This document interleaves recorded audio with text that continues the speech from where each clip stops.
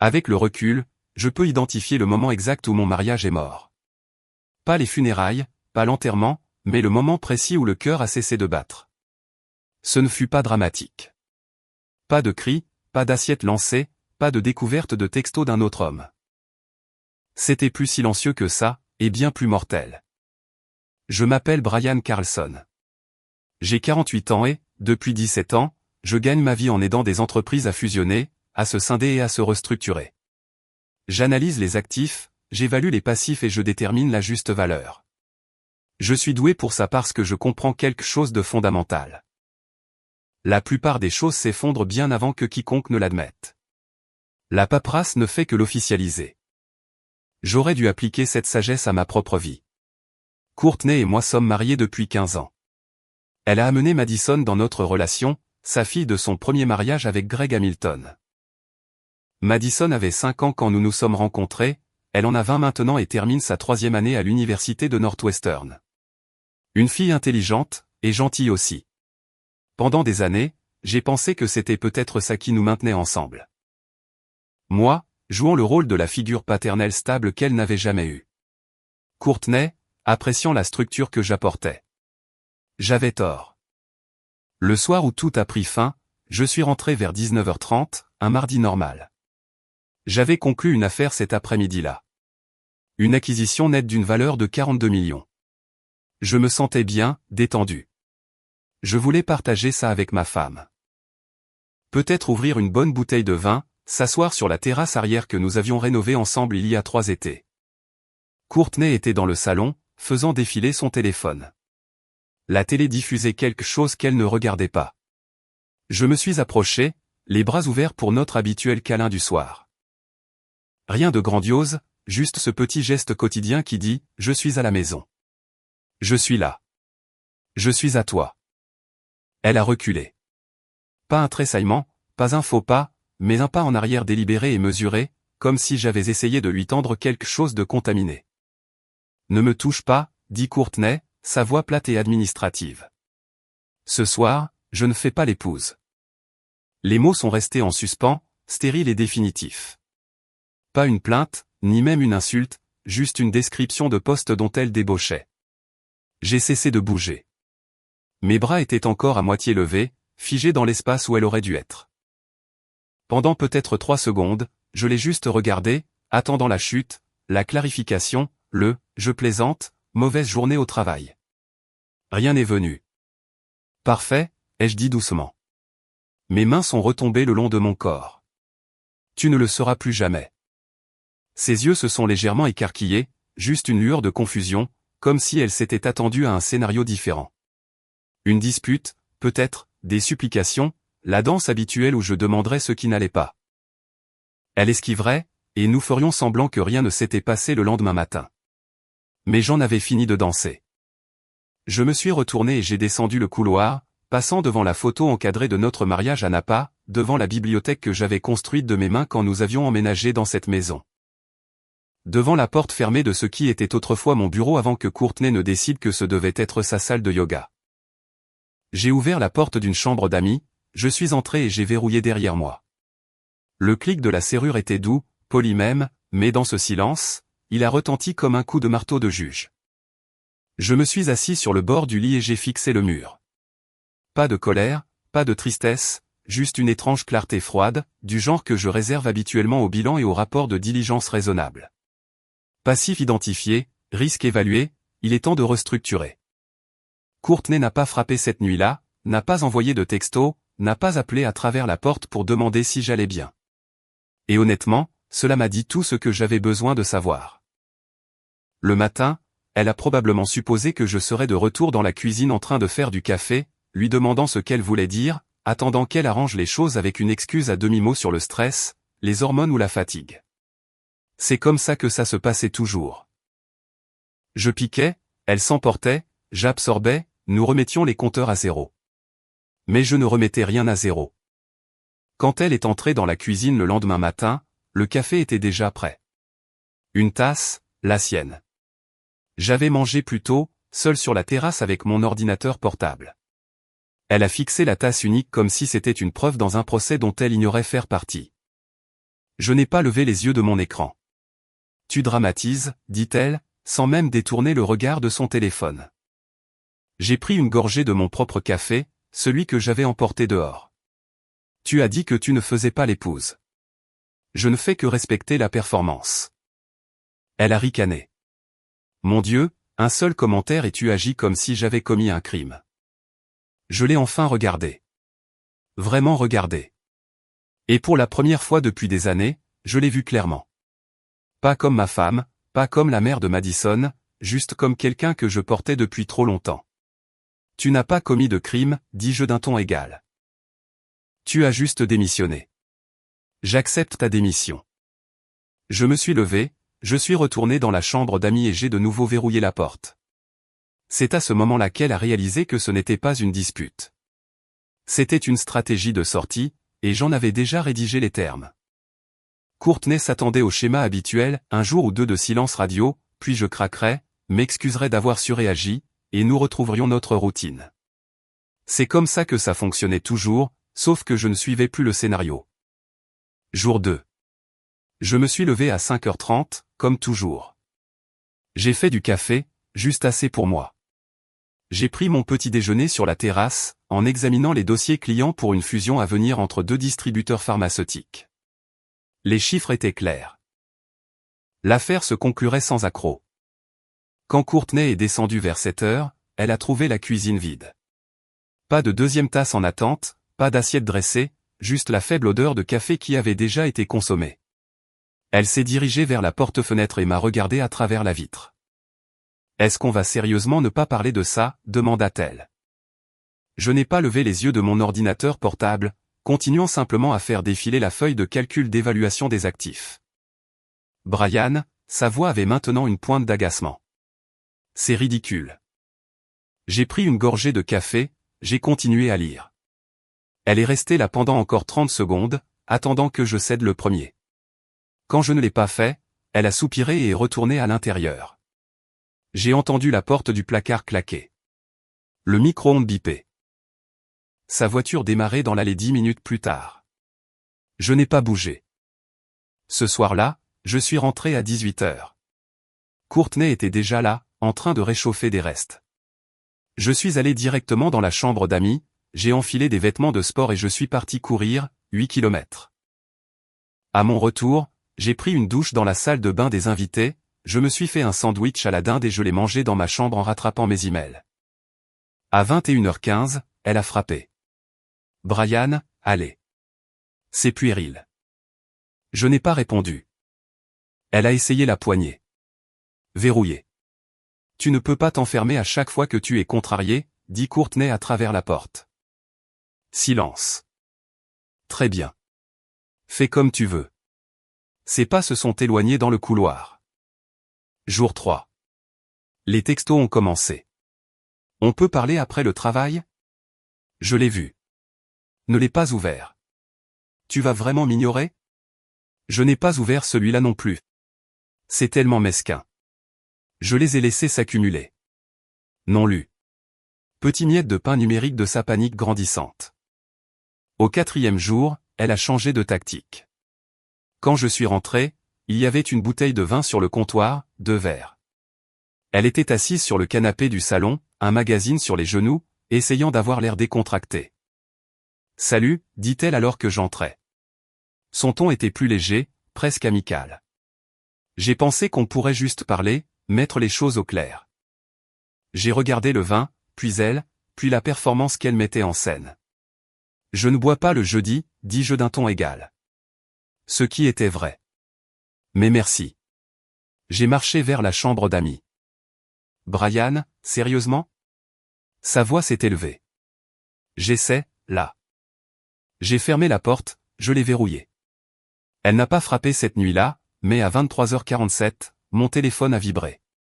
Je suis désolé. D'accord? Je ne le pensais pas comme ça. J'étais juste fatigué et stressé. Est-ce qu'on peut passer à autre chose, s'il te plaît? Je l'ai lu, puis j'ai posé le téléphone face contre table et je me suis endormi. Le lendemain matin, vendredi, j'étais parti avant qu'elle ne se réveille. Réunion matinale avec un client en ville. Une vraie réunion, pas une excuse. Mais le timing jouait en ma faveur. Quand je suis rentré ce soir-là, elle était dans la cuisine avec un verre de gin, pas de vin. Du gin. C'est là que j'ai su que la panique s'installait. Le vin était sa boisson sociale. Le gin était la boisson de son père. Et elle détestait son père. Combien de temps vas-tu continuer comme ça, exigea-t-elle alors que je passais. Je me suis arrêté, je l'ai regardé directement pour la première fois depuis des jours. Continuer quoi, demandai-je calmement. Ça. Elle a désigné l'espace entre nous. Le traitement par le silence, les portes verrouillées, faire comme si je n'existais pas. Tu as dit que tu ne faisais pas l'épouse, ai-je répondu. Je ne fais qu'honorer cette limite. N'est-ce pas ce que tu voulais? De l'espace. Sa bouche s'est ouverte. C'est refermé. C'est rouverte. Je ne voulais pas dire que. Tu l'as dit, dis-je, et je t'ai cru. J'ai marché vers la chambre d'amis et j'ai fermé la porte. Cette nuit-là, elle a envoyé 4 autres textos.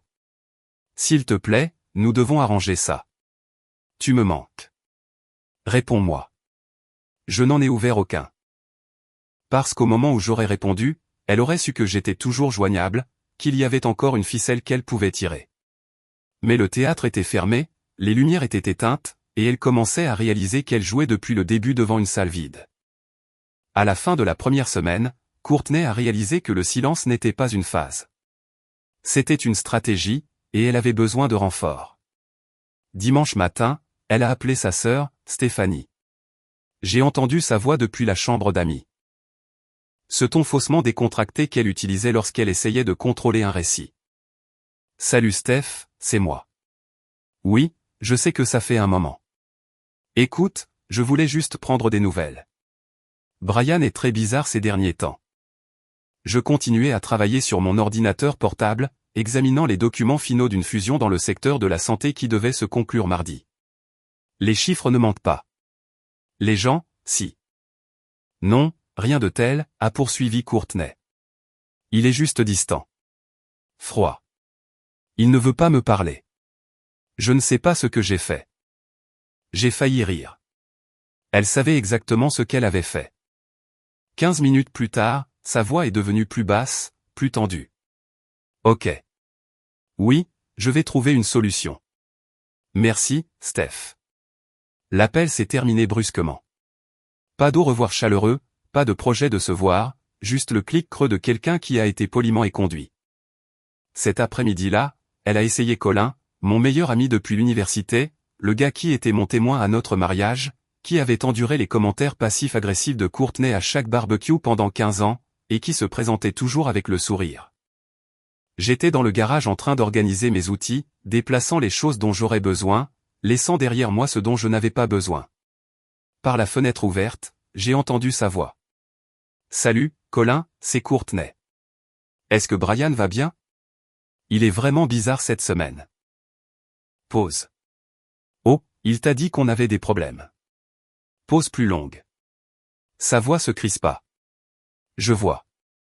Eh bien, si tu lui parles, peux-tu lui dire de m'appeler? La réponse de Colin a dû être courte car 5 secondes plus tard, elle a dit, d'accord. Ok, merci. Clic.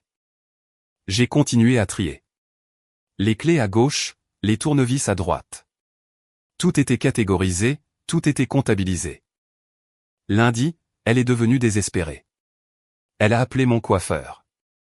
Pat me coupe les cheveux depuis 12 ans. Un coiffeur italien de la vieille école qui tient une boutique à 2 fauteuils en ville.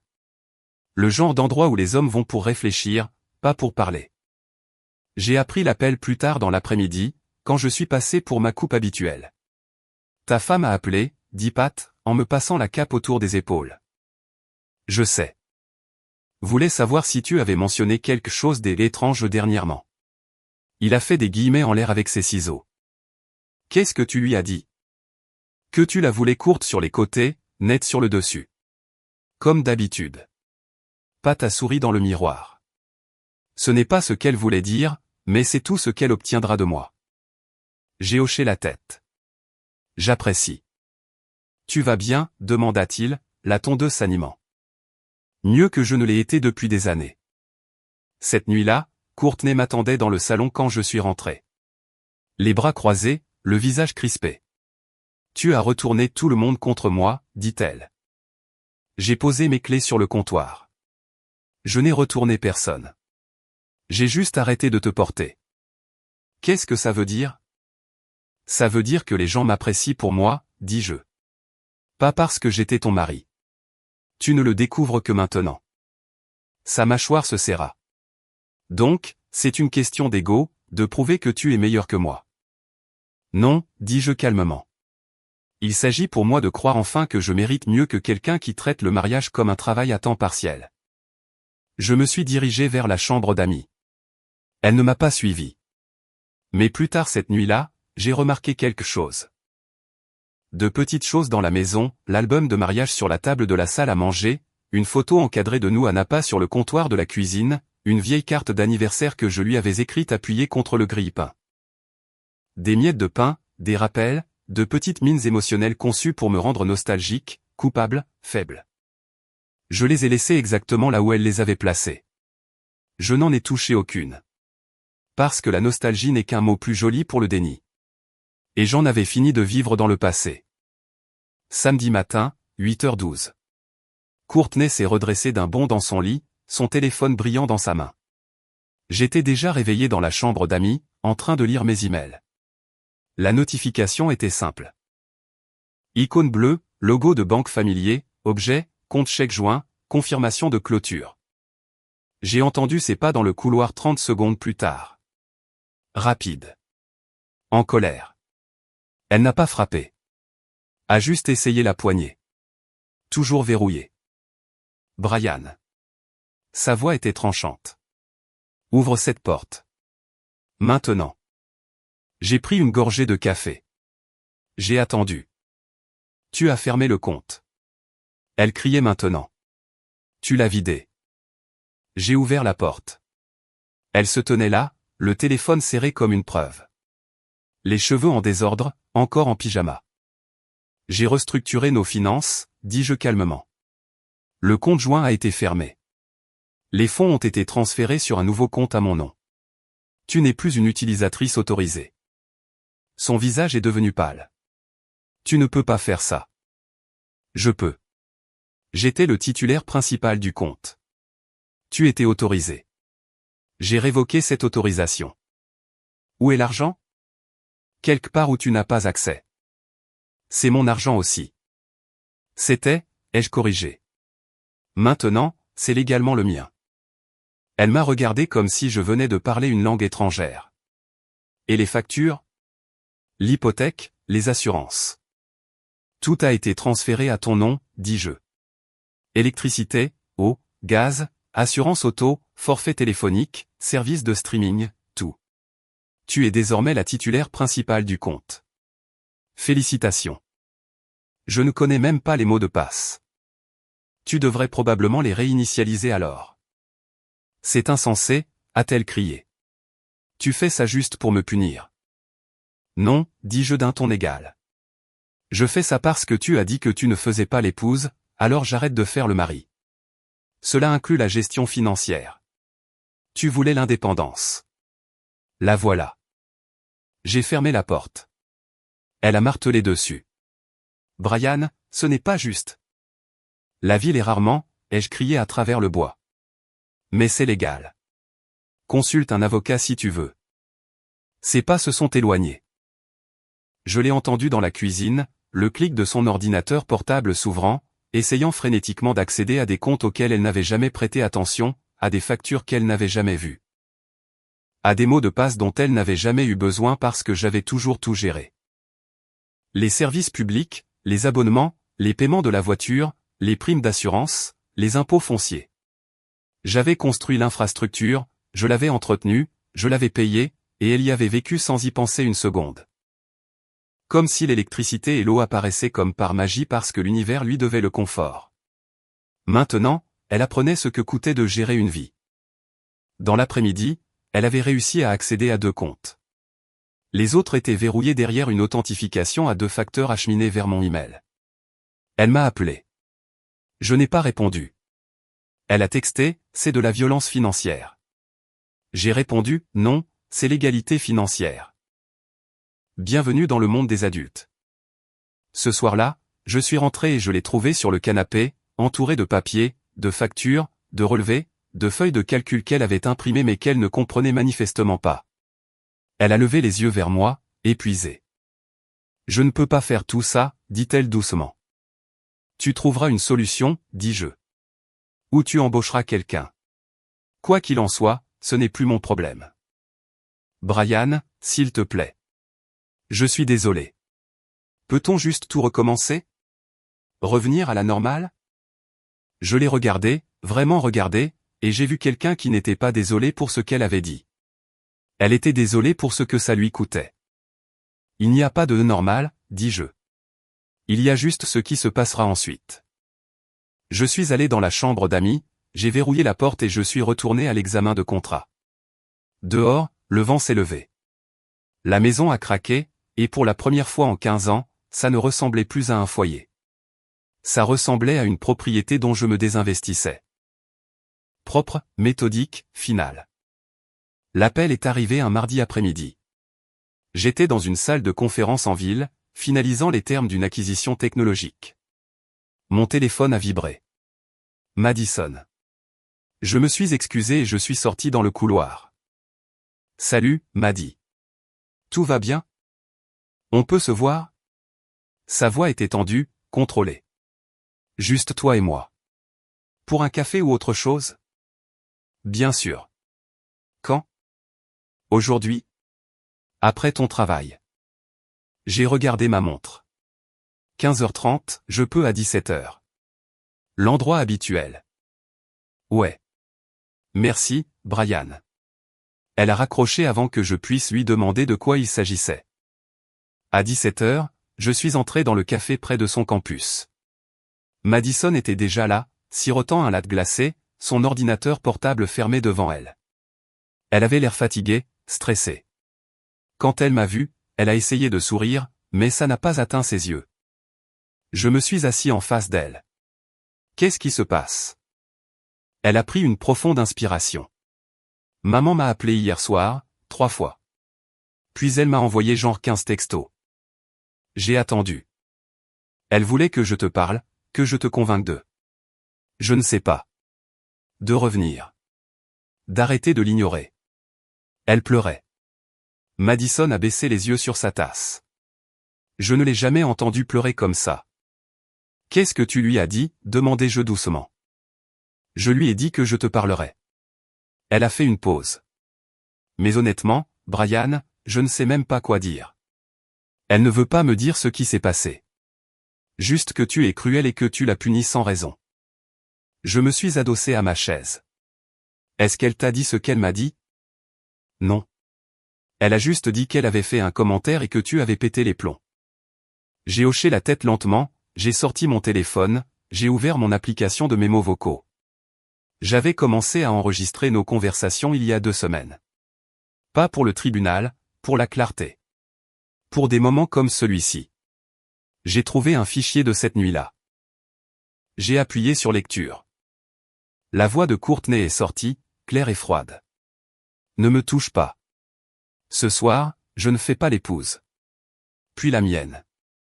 Parfait. Tu ne le seras plus jamais. Le visage de Madison est devenu immobile. Elle a fixé le téléphone comme si je venais de lui montrer quelque chose d'obscène. J'ai arrêté l'enregistrement. C'est ce qu'elle a dit. Quand j'ai essayé de la serrer dans mes bras comme je le faisais toujours. Madison s'est reculée, les yeux écarquillés. Elle a dit ça, mot pour mot.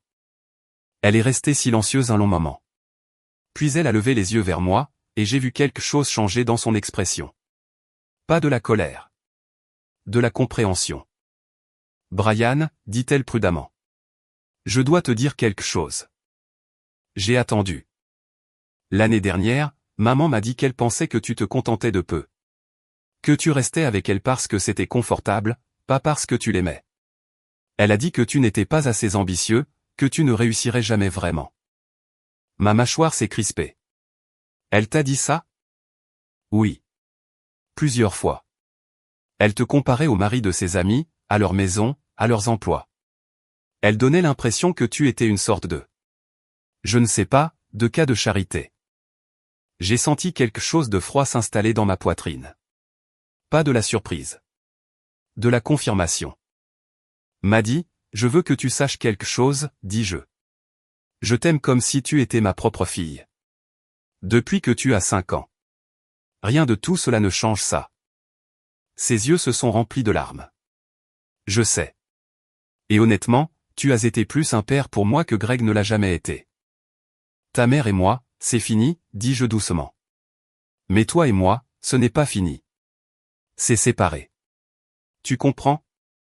Elle a hoché la tête, essuyant ses yeux. Je peux te demander quelque chose? N'importe quoi. Tu as un plan? Genre, est-ce que tu pars? Tu vas divorcer? Oui. Elle a absorbé l'information, puis a hoché la tête. Bien. J'ai cligné des yeux. Bien. Bien, Brian. Je t'ai vu t'occuper d'elle pendant 15 ans. Payer pour tout, réparer tout, gérer tout, et elle ne t'a jamais dit merci une seule fois. Pas vraiment. Je le vois. Je l'ai toujours vu. Maddy, je ne choisis pas de camp, a-t-elle dit. Mais si je devais le faire, je te choisirais, toi. Parce que toi, tu as toujours été là. Nous sommes restés assis en silence un moment. Puis elle a tendu la main sur la table et a serré la mienne. Quoi que tu aies besoin, dit-elle. Je suis là. J'ai serré la sienne en retour. Merci. Quand je suis rentré ce soir-là, Courtney m'attendait. Elle savait que Madison et moi nous étions vus. Qu'est-ce que tu lui as dit, exigea-t-elle. La vérité, ai-je dit. Tu as retourné ma propre fille contre moi. Non, dis-je calmement. Tu as fait ça toute seule. Je suis allé dans la chambre d'amis et j'ai fermé la porte. Derrière moi, je l'ai entendu commencer à pleurer. De vrais sanglots cette fois. Pas de la manipulation, pas de la performance, juste le son de quelqu'un qui comprend enfin ce qu'elle a perdu. La lettre est arrivée un jeudi. Enveloppe simple, pas d'adresse de retour. Timbre de Denver. À l'intérieur, une seule note manuscrite sur du papier à en-tête d'hôtel. Brian. Nous ne nous sommes jamais rencontrés, mais je pense que nous devrions. Je serai en ville la semaine prochaine pour affaires. Mercredi, 18h, Miller Est Taverne en centre-ville. Je serai au bar. Greg Hamilton. J'ai fixé la note pendant un long moment. Greg Hamilton. Le premier mari de Courtney. Le père biologique de Madison. L'homme qui les avait quittés quand Maddy avait 2 ans et qui n'avait jamais regardé en arrière. Que diable voulait-il? Mercredi est arrivé. Je suis arrivé au Miller Est à 17h50. J'ai balayé le bar du regard. Un homme d'une 50aine d'années était assis seul au fond, sirotant un scotch. Cheveux grisonnants, montre chère, yeux fatigués. Il m'a vu, a hoché la tête et a désigné le tabouret vide à côté de lui. Je me suis assis. Le barman est venu. Un bourbon, dis-je. Sec. Greg a attendu que mon verre arrive. Puis il a levé le sien. Aux mauvaises décisions et aux pires épouses, dit-il. Je n'ai pas trinqué à ça. Je l'ai juste regardé. Tu te demandes pourquoi je suis là, a dit Greg. L'idée m'a traversé l'esprit. Il a pris une gorgée. Madison m'a appelé il y a 2 semaines. La première fois en 8 ans. Elle m'a dit que toi et Courtney vous vous sépariez. C'est le cas. Bien. Il a posé son verre. Laisse-moi te faire gagner du temps et beaucoup d'argent. Je sais ce qu'elle t'a raconté sur moi. Que j'étais un père indigne. Que je les avais abandonnés. Que j'étais cruel ou distant ou peu importe la version qu'elle a inventée au fil des ans. Quelque chose comme ça. C'est des conneries, a dit Greg. Tout. J'ai attendu. Courtney et moi avons été mariés 4 ans. Les 2 premières étaient bien. Les 2 dernières ont été un enfer. Elle me glaçait pendant des jours, me rabaissait devant des amis, me faisait sentir que je n'étais jamais assez bien, que je n'en faisais jamais assez. Que je n'étais jamais assez. Et puis un soir, je suis rentré du travail et j'ai essayé de l'embrasser. Mon estomac s'est noué. Elle a reculé, a poursuivi Greg, sa voix plate. Elle a dit, ce soir, je ne fais pas l'épouse, comme si c'était un rôle dont elle pouvait simplement se déconnecter. J'ai senti l'air me manquer. Je suis parti le lendemain, a dit Greg. J'ai demandé le divorce une semaine plus tard. Elle a eu la garde exclusive de Madison parce que je ne me suis pas battu. J'étais brisé, épuisé. Je voulais juste m'éloigner d'elle. Mais tu as disparu, ai-je dit. Madison pense que tu ne t'en souciais pas. J'ai envoyé une pension alimentaire tous les mois pendant 16 ans, a dit Greg. Jamais manqué un paiement. Courtney a dit à Madison que je n'avais jamais envoyé un centime. Elle a empoché l'argent et a menti. Je l'ai dévisagé. Pourquoi ne t'es-tu pas battu contre ça? Parce que j'étais un lâche, a-t-il admis. Je ne voulais pas retourner dans ce tribunal. Je ne voulais pas voir son visage. Je ne voulais pas revivre ça. Alors, j'ai envoyé les chèques et je me suis dit que Madison comprendrait quand elle serait plus âgée. Il a sorti son téléphone, m'a montré une image scannée. Des relevés bancaires, des années de relevés. Des paiements de pension alimentaire tous les mois. $1 800 pendant 16 ans. Bon sang, ai-je marmonné. C'est ce qu'elle fait, a dit Greg doucement. Elle trouve des hommes bien, des hommes stables. Des hommes qui prendront soin d'elle, et puis elle les vide jusqu'à ce qu'il ne reste plus rien. Quand tu es vide, elle passe à autre chose. Pourquoi me dis-tu ça? Parce que Madison mérite de connaître la vérité, a-t-il dit. Et parce que tu mérites de savoir que tu n'es pas fou. Ce n'est pas de ta faute. C'est elle. Ça a toujours été elle. J'ai pris une longue gorgée. J'ai laissé brûler. Est-ce que Madison sait que tu es là? Pas encore. Mais j'aimerais la voir. Si elle est d'accord. Je lui parlerai, ai-je dit. Greg a hoché la tête. Une dernière chose. Quand tu demanderas le divorce, engage un expert comptable judiciaire. Courtney cache de l'argent. Elle me l'a fait, et je te garantis qu'elle te le fait. Trouve-le avant qu'elle ne le déplace. Nous sommes restés assis en silence un moment. Deux hommes, de générations différentes. Dans le même piège. Merci, ai-je dit, finalement. Ne me remercie pas, a répondu Greg. Sors-toi de là tant que tu le peux encore. J'ai quitté le bar à 19h30, j'ai conduit jusqu'à la maison en silence. Quand je suis entré, Courtney était sur le canapé, faisant défiler son téléphone. Elle n'a pas levé les yeux. Je n'ai pas dit un mot. Je suis juste allé dans la chambre d'amis, j'ai verrouillé la porte et j'ai commencé à passer des appels. La notification de Forbes est arrivée un mardi matin. J'examinais des documents d'acquisition quand mon téléphone a vibré. La start-up technologique Neural 5 acquise par Microsoft pour $47 millions. Les premiers investisseurs réalisent des bénéfices importants. J'ai cliqué sur l'article, j'ai fait défiler vers le bas, et c'était là. Mon nom, listé parmi les investisseurs de la première heure qui avaient soutenu l'entreprise il y a 7 ans. J'avais mis $25 000 en 2018. Un risque calculé sur le projet d'IA d'un ami. J'en avais parlé une fois à Courtney.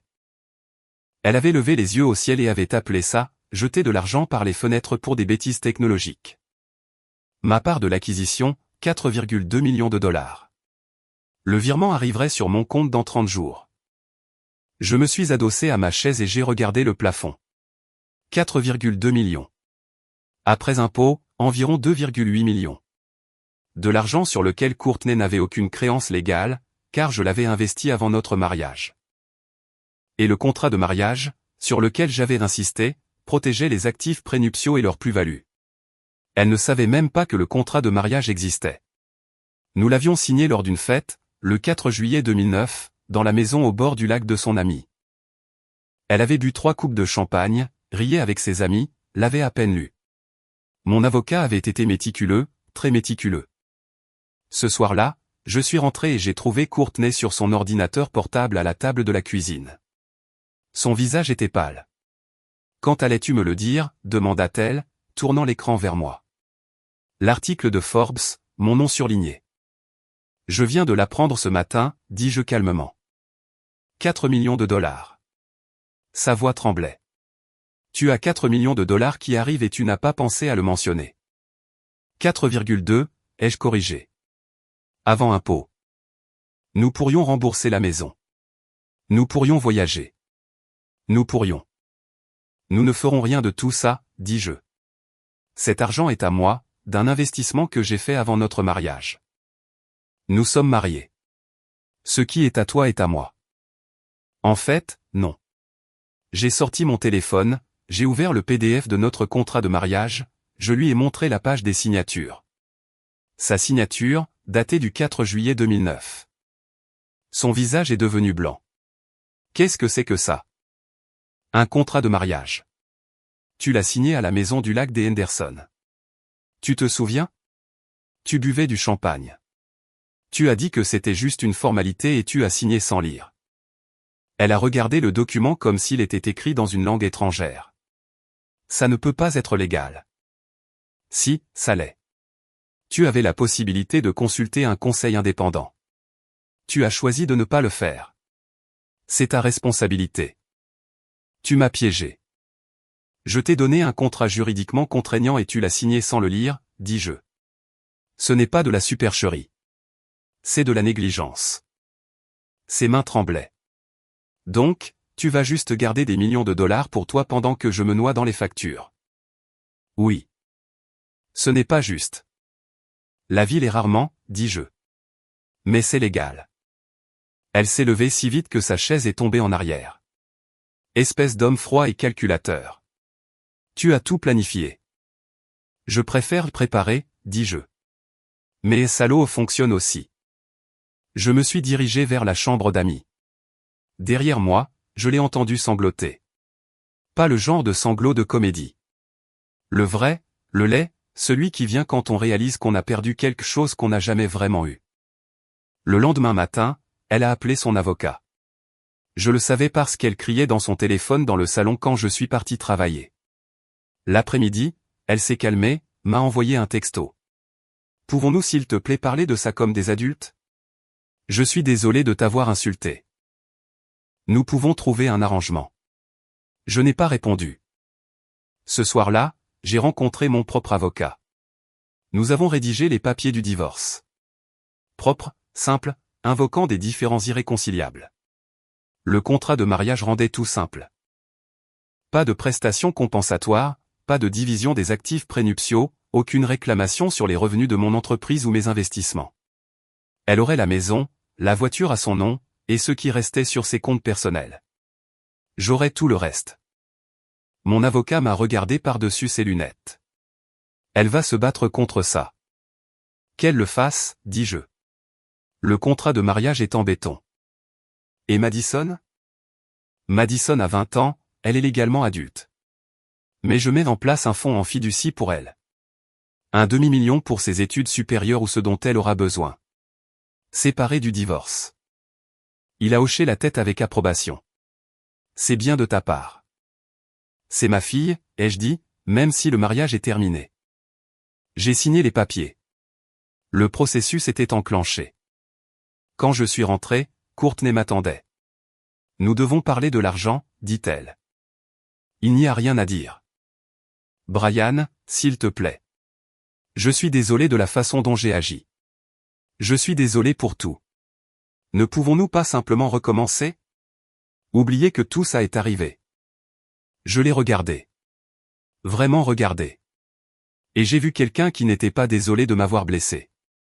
Elle était désolée d'avoir perdu l'accès à mes ressources. Non, dis-je. Nous ne pouvons pas. Pourquoi pas? Parce que le jour où tu m'as dit que tu ne faisais pas l'épouse, j'ai arrêté de faire le mari. Et contrairement à toi, je ne reviens pas sur ma parole. Je suis allé dans la chambre d'amis et j'ai fermé la porte. Dehors, le tonnerre grondait. L'orage arrivait, mais j'étais déjà à l'intérieur, au sec, en sécurité, préparé. Courtney a commencé une thérapie. Je le savais parce qu'elle avait laissé la carte de visite sur le comptoir de la cuisine où je la verrais. Dr Jennifer Walsh, PhD, spécialisée en conseil relationnel et troubles de la personnalité narcissique. Subtil. Très subtil. 2 semaines plus tard, elle a essayé une approche différente. Elle est venue à la porte de la chambre d'amis un soir, a frappé doucement. Brian, Dr Walsh a suggéré que nous pourrions bénéficier d'une thérapie de couple. Voudrais-tu y réfléchir? J'ai ouvert la porte. Non. Juste une séance, s'il te plaît. Pour tourner la page, si rien d'autre. J'ai étudié son visage. Elle avait l'air fatiguée, désespérée, peut-être même sincère. Très bien, dis-je. Une séance. Mais c'est moi qui choisis le thérapeute. D'accord, dit-elle rapidement. Qui tu veux? J'ai appelé le docteur Richard Brennan, un psychologue que Colin m'avait recommandé. Quelqu'un spécialisé dans les divorces conflictuels et qui ne tolérait pas la manipulation. La séance a été fixée au jeudi à 16 heures. Nous étions assis dans le bureau du docteur Brennan, aux extrémités opposées d'un long canapé. C'était un homme d'une 60aine d'années, barbe grise, yeux calmes. Il nous a regardés tous les deux puis s'est concentré sur Courtney. « Pourquoi ne commencez-vous pas » dit-il. « Dites-moi ce qui vous amène ici. » Courtney s'est lancé dans sa version. Comment j'étais devenu distant, froid. Comment je m'étais enfermé pour un seul commentaire et avais refusé de communiquer. Comment je la punissais financièrement. Comment elle voulait juste retrouver son mari. Le docteur Brennan a écouté, a pris des notes, puis s'est tourné vers moi. Votre perspective. J'ai sorti mon téléphone, j'ai joué l'enregistrement. La voix de Courtney a rempli la pièce. Ne me touche pas. Ce soir, je ne fais pas l'épouse. La mienne. Parfait. Tu ne le seras plus jamais. L'expression du docteur Brennan n'a pas changé. Il a juste hoché la tête. Et comment vous êtes-vous senti, Brian? Soulagé, ai-je dit. Elle a enfin dit à voix haute ce qu'elle communiquait depuis des années. Que notre mariage était une performance dont elle était fatiguée. Ce n'est pas ce que je voulais dire, a dit Courtney. Le docteur Brennan a levé la main. Madame Carlson, laissez-le finir. J'ai fini, ai-je dit. C'est tout ce que j'ai à dire. Le docteur Brennan s'est tourné vers Courtney. Aimez-vous votre mari? Elle a cligné des yeux. Bien sûr que je l'aime. Quoi? Silence. Madame Carlson, pouvez-vous me dire pourquoi vous aimez votre mari? Spécifiquement. Elle a ouvert la bouche, l'a refermée, a recommencé. Il est stable. Il pourvoit à nos besoins. Il s'occupe des choses. Ce sont des fonctions, a dit doucement le docteur Brennan. Pas des sentiments. L'aimez-vous en tant que personne, ou aimez-vous ce qu'il fait pour vous? Son visage est devenu rouge. Ce n'est pas juste.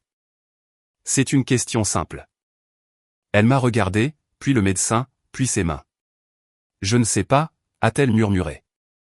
Le docteur Brennan s'est tourné vers moi. Brian, aimez-vous votre femme? Je l'ai aimée, ai-je dit. Pendant longtemps. Mais l'amour ne suffit pas quand l'autre personne vous voit comme un employé, pas un partenaire. Il a hoché la tête, a pris une autre note, puis a regardé Courtney. Madame Carlson. Je vais être direct avec vous. Ce que vous décrivez n'est pas un mariage en crise. C'est un litige contractuel.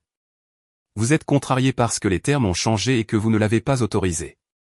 Mais votre mari a tout à fait le droit de renégocier ou de mettre fin à une relation où il se sent sous-évalué. Donc, vous prenez son parti, a-t-elle dit. Je ne prends pas parti, a répondu le docteur Brennan. Je vous dis la vérité. Et la vérité, c'est que vous avez traité votre mari comme un prestataire de service. Maintenant, il a démissionné. Vous ne pouvez pas forcer quelqu'un à continuer de travailler pour vous, surtout quand vous avez clairement fait savoir que vous n'appréciez pas le travail. Courtney s'est levé. C'est ridicule. Vous vous liguez tous les deux contre moi. Madame Carlson. Non, j'en ai assez. Elle a attrapé son sac et est sortie. La porte a claqué. Le docteur Brennan m'a regardé. Vous allez bien? Oui, ai-je dit. Mieux que je ne l'ai été depuis des années. Ce contrat de mariage que vous avez mentionné, il est solide? En béton. Bien. Parce qu'elle va essayer tous les angles pour le casser. N'engagez pas la conversation. Ne négociez pas, exécutez simplement. C'est le plan. Il s'est levé, m'a serré la main. Vous faites ce qu'il faut. Le plus dur est passé. J'ai quitté son bureau et je me suis dirigé vers ma voiture. Le soleil se couchait. L'air était frais, clair. Pour la première fois depuis des mois, j'avais l'impression de pouvoir respirer. L'invitation est arrivée sur un carton épais, lettres dorées, le gala annuel de la Fondation Tornil, l'événement auquel Courtney et moi avions assisté ensemble pendant 12 ans d'affilée. Cette année, j'y allais seul. Je suis arrivé à 19h15. La grande salle de bal de l'hôtel Bellamy, des lustres scintillants comme des étoiles gelées, un quatuor à cordes jouant quelque chose de classique et d'oubliable. Je portais un nouveau costume, bleu marine, sur mesure, impeccable. Je me sentais différent, plus léger, comme si j'avais enfin cessé de porter le poids de quelqu'un d'autre. Colin m'a rejoint près du bar. Tu as l'air en forme, mec. Comment tu tiens le coup? Mieux que prévu, dis-je. Courtney vient. Probablement. Elle ne manque jamais ça. Tu es prêt pour ça? J'ai souri. Oui, je le suis. À 19h40, elle est arrivée. Robe noire, fente haute, coiffure parfaite. Elle a balayé la pièce du regard. Et quand ses yeux m'ont trouvé, ils se sont écarquillés. J'étais avec un groupe d'investisseurs que j'avais rencontré grâce à l'affaire Neural 5. Des gens qui avaient réussi, des gens vifs d'esprit. Et à côté de moi, le docteur Sarah Torres, une investisseuse en capital risque que je connaissais depuis des années. Brillante, élégante, et ce soir, ma cavalière. Rien de romantique, pas encore. Mais la possibilité flottait dans l'air comme un parfum de luxe. Courtney a commencé à marcher vers nous. C'est elle, a demandé Sarah doucement. Ouais. Tu veux que je fasse diversion? Pas la peine, dis-je. Elle ne peut plus me toucher. Courtney a atteint notre cercle, un sourire aux lèvres. Brian, dit-elle. Je ne savais pas que tu venais. Pourquoi n'y serais-je pas, dis-je calmement. Je suis donateur depuis 8 ans. Ses yeux sont passés de Sarah à moi. Je pensais qu'on pourrait peut-être parler après. Il n'y a rien à dire, dis-je. Les papiers du divorce ont été déposés hier. Tu seras notifié lundi. Son visage est devenu pâle. Tu as déposé la demande? Oui. Sans même me le dire? Tu as eu droit à la même courtoisie que celle que tu as accordée à notre mariage, dis-je. Aucune. Les gens autour de nous s'étaient tus. Pas de manière évidente. Juste ce subtil changement qui se produit lorsque des conversations importantes ont lieu dans des espaces publics. La voix de Courtney s'est faite plus basse. Brian, s'il te plaît. Pas ici. Alors, pas, dis-je. Parce que moi, je reste. Elle est restée là un instant de plus, puis s'est retournée et s'est dirigée vers la sortie. Ses talons claquaient sur le marbre. Le son s'est estompé, puis a disparu. Sarah m'a regardé. Tu vas bien? Oui, dis-je. Je vais vraiment bien. Le reste de la soirée s'est bien passé. J'ai réseauté, j'ai ri, j'ai fait des plans pour de futurs investissements. Vers 21h30, je suis sorti prendre l'air. Madison attendait près de la fontaine. Elle était venue de Northwestern. Salut, dit-elle. Maman m'a appelé. Elle est assez contrariée. Je sais. Elle a dit que tu l'avais embarrassée là-dedans. Je lui ai dit la vérité, dis-je. C'est tout. Madison a hoché la tête. Bien. Elle avait besoin de l'entendre. Elle a fait une pause. J'ai rencontré Greg la semaine dernière. Il m'a parlé de la pension alimentaire, de tout. Comment te sens-tu par rapport à ça? En colère, dit-elle. Mais pas contre lui. Contre elle, pour m'avoir menti toute ma vie. Je l'ai prise dans mes bras. Tu vas t'en sortir, m'a dit. Je sais, dit-elle. Parce que je t'ai. Quand je suis rentré cette nuit-là, la maison était vide. Courtney était partie. Avait juste fait un sac et était allé chez sa sœur, selon la note sur le comptoir. J'ai traversé les pièces. La chambre d'amis où j'avais dormi pendant des semaines. La cuisine où elle avait essayé de me manipuler pour que je revienne. Le salon où tout avait pris fin. Ça ne ressemblait plus à un foyer. Ça ressemblait à un bâtiment que j'étais sur le point de quitter. Et c'était très bien comme ça. Parce qu'un foyer n'est pas un lieu. C'est un sentiment. Et je ne m'étais pas senti chez moi ici depuis des années. 4 mois plus tard, le divorce était finalisé. Propre, simple. Le contrat de mariage a tenu sans la moindre fissure. L'avocat de Courtney avait tout essayé, invoqué la contrainte, prétendu qu'elle ne comprenait pas ce qu'elle signait, suggérant même que je l'avais délibérément enivrée. Le juge a examiné les preuves, la clause du conseil indépendant, la période d'attente de 2 semaines avant la signature, les déclarations notariées et a rejeté toutes les requêtes. Courtney a eu la maison, la voiture à son nom, ses comptes personnels. Environ 80 000 $ au total. J'ai eu tout le reste. Les investissements, les revenus de l'entreprise, le paiement de Neural 5, mes comptes de retraite, le nouvel appartement que j'ai acheté en ville. Pas de prestations compensatoires, pas d'obligations continues. Madison a eu son fonds en fiducie. Un demi-million de dollars, géré par un fiduciaire indépendant jusqu'à ses 25 ans. Elle a pleuré quand je le lui ai dit, m'a appelé le meilleur père qu'elle ait jamais eu. Ça a rendu tout le reste valable. J'étais assis dans mon nouvel appartement quand Colin a appelé. J'ai entendu dire que Courtney est fiancée, dit-il. Déjà, ai-je demandé. À qui? Un directeur régional qu'elle a rencontré à une conférence. Un type plus âgé. Un cadre à la retraite. J'ai ri. Bien sûr qu'elle l'est. Ça va pour toi. Colin, je me fiche de ce qu'elle fait.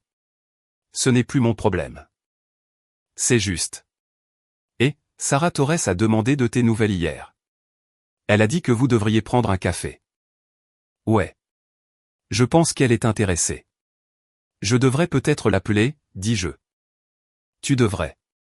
Tu mérites quelqu'un qui t'apprécie vraiment. Après avoir raccroché, je me suis approché de la fenêtre. La ville s'étendait en dessous. Lumière, mouvement, vie. Mon téléphone a vibré. Un texto de Madison. Brunch demain? Je veux que tu me parles de ton nouvel appart. J'ai souri et j'ai répondu. Absolument. C'est ma tournée. Un autre texto est arrivé. Sarah. Salut l'étranger. Toujours partant pour ce café dont on a parlé. J'ai hésité, puis j'ai tapé. Que dirais-tu d'un dîner à la place? Sa réponse est arrivée rapidement. Parfait. Vendredi à 19 h. C'est un rendez-vous. J'ai posé le téléphone et j'ai regardé mon appartement. Moderne, propre, le mien. Pas de vieilles photos au mur. Pas d'album de mariage sur les tables. Pas de rappel d'une vie que j'avais dépassée. Juste de l'espace, du potentiel, de la liberté. Courtney m'avait demandé une fois, juste avant que le divorce ne soit finalisé, si je regrettais d'être parti. Je lui ai dit la vérité. La seule chose que je regrettais, c'était de ne pas être parti plus tôt. Parce que le moment où elle m'a dit qu'elle ne faisait pas l'épouse, j'aurais dû la croire immédiatement. J'aurais dû faire mes valises cette nuit-là. J'aurais dû faire confiance à mon instinct au lieu d'espérer qu'elle changerait.